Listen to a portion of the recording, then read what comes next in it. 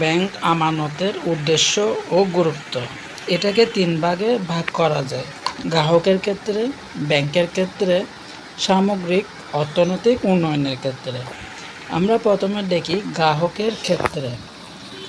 গ্রাহকের ক্ষেত্রে হচ্ছে এক হচ্ছে অর্থের নিরাপত্তা, 2 হচ্ছে ব্যবসায়িক লেনদেন, 3 ঋণের সুবিধা, 4 ঝুঁকিবিহীন বিনিয়োগ, 5 সেবা অর্জন, 6 অতিরিক্ত অর্থের প্রয়োজন মেটানো। এবার ব্যাংকের ক্ষেত্রে 1 হচ্ছে তহবিলের মূল উৎস, 2 হচ্ছে বিনিয়োগ, 3 হচ্ছে বৈদেশিক বিনিময়।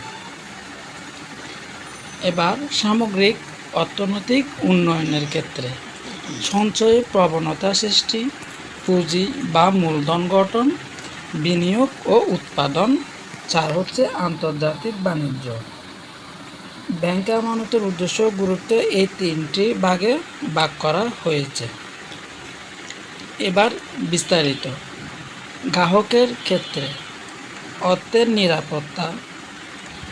আমানতকারীদের উদ্বৃত্ত অর্থ ব্যাংকে নিরাপদ সংরক্ষণ করা ব্যাংক হিসেবের অন্যতম উদ্দেশ্য। ব্যবসায়িক লেনদেন।